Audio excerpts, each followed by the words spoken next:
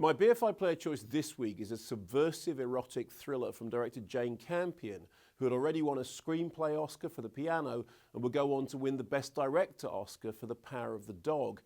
Yet her 2003 adaptation of a controversial novel by Susanna Moore had a much harder ride, baffling critics and bemusing audiences, many of whom weren't ready to embrace national sweetheart Meg Ryan in a tough love story set against a backdrop of grisly Manhattan murders. In the cut.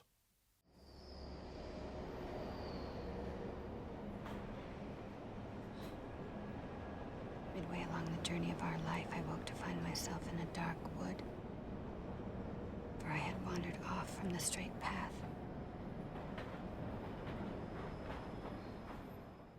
Meg Ryan, who inherited the lead role from Nicole Kidman, stars as Franny Avery, a brittle loner who embarks on an unlikely relationship with Mark Ruffalo's homicide detective. What follows is a heady blend of mystery thriller, female gothic, and twisted art project, a film drenched in the ambiguities of desire and the sinewy nature of deception.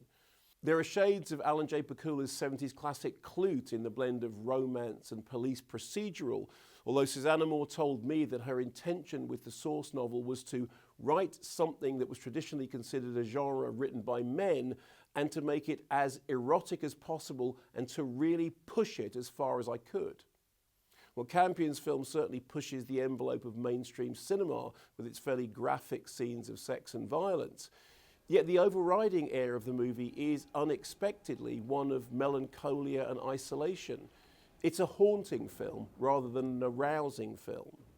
Maybe that's why audiences didn't warm to In the Cut. A disastrous TV interview between an aggressive Michael Parkinson and an out-of-her-depth Meg Ryan made awkward international headlines, helping to cement the idea that the film was somehow trashy, something to be sneered at.